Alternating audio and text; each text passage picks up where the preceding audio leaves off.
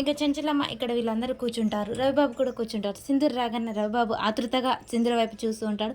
చాముండి అది గమనిస్తూ ఉంటుంది. రవిబాబు సింధూరని కనుసైగతో ఇలా ఇలా అంటుంటాడు. సింధూర నేలకు తలకాయేసి నిలబడుతుంటుంది. అమ్మ పూజ చేసేసరికి పూర్తవుతుంది. నువ్వు వెళ్ళి భోంచేయమ్మా అని చెప్పేసి సింధూరని అంటుంది చెంచలమ్మ.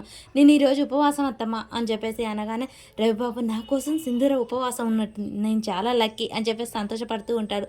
ఇక సింధూర చెంచలమ్మ అందరూ అలా కలిసి పూజ చేసుకుంటూ ఉంటారు. అమ్మ పూజకు సిద్ధమైంది, ఇక అందరూ దండం పెట్టుకోండి, పూలు చల్లండి అని చెప్పేసి చెప్తూ ఉంటారు. అందరూ నిష్టగా నియమంతో దండం పెట్టుకుంటూ ఉంటారు. అమ్మవారిని చూపిస్తూ ఉంటారు. సింధూర మాత్రం చంటి ఇంకా రాలేదేంటి అని చెప్పేసి చుట్టూ కళ్ళతో వెతుకుతూ ఉంటుంది. అది తులసి గమనిస్తూ ఉంటుంది. శ్రీవల్లి కూడా చూస్తూ ఉంటుంది. సింధూరేంటి అందరం ఇక్కడ ఉన్నాం, ఎవరి కోసం వెతుకుతుంది అని చెప్పేసి తులసి మనసులో అనుకుంటూ ఉంటుంది. చంటి రాగానే సింధూర చాలా కళ్ళతోనే సంతోషపడుతూ ఉంటుంది. అది గమనిస్తుంది.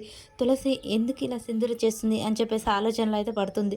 ఇక చెంచలమ్మ వీళ్ళందరూ చాలా సంతోషంగా పూజ చేసుకుంటూ ఉంటారు. రవిబాబు సింధూర వైపే చూస్తూ కళ్ళతో తన పక్కన వచ్చి నిలబడమని సైగ చేస్తూ ఉంటాడు. అది చూసిన కేశవ ఏంట్రా రవి ఇక్కడ పూజ జరుగుతుంటే దిక్కులు చూసావేంటి, దండం పెట్టుకో అని చెప్పేసి కేశవ అంటాడు. పెదనాన్న దండం పెట్టుకుంటున్నాను అని చెప్పగానే చక్రం అక్కడికి వస్తాడు. బాబాయ్ తెచ్చావా, ఎక్కడ పెట్టావు అని చెప్పేసి సింధూర అడుగుతూ ఉంటుంది చిన్నగా. తెచ్చానమ్మా, వంటగదిలో పెట్టాను అని సైగ చేస్తూ ఉంటాడు. సింధూర దేవునికి దండం పెట్టుకొని ఇక చక్రం అక్కడి నుంచి వెళ్ళిపోతాడు. చక్రం వెనక నుంచి సింధూర వెళ్ళిపోతూ ఉంటుంది.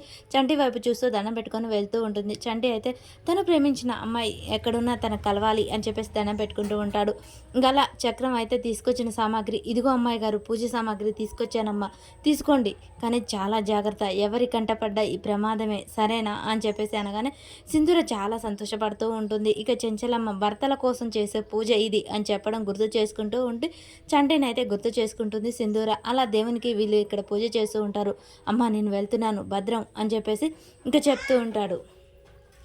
ఇక చక్రం అయితే అక్కడి నుంచి వెళ్ళి పూజ దగ్గర నిలబడతాడు. సింధూర అక్కడ దేవుణ్ణి అలంకరించుకొని దండం పెట్టుకుంటూ ఉంటుంది. అక్కడ పూజారి గారు ఏ విధంగా చెప్తారో ఆ విధంగా చేయాలి అని చెప్పేసి పూజారి గారు చెప్పే మాటలన్నీ వింటూ సింధూర ఇక్కడ దేవునికి అయితే చేస్తూ ఉంటుంది. అమ్మవారి మీద అభిషేకం చేయండి, పూలు జల్లండి అని చెప్పేసి పంతులు గారు చెప్తూ ఉంటాడు. అలా సింధూర అలాగే చేస్తూ ఉంటుంది. అమ్మవారికి అక్షంతలు వేసి దండం పెట్టుకోండి అని చెప్పేసి పూజారి గారు చెప్పగానే ఇక సింధూర కూడా అలాగే చేస్తూ ఉంటుంది. ఇక్కడ ఉన్న చెంచలమ్మ వీళ్ళందరూ అలాగే చేస్తూ ఉంటారు.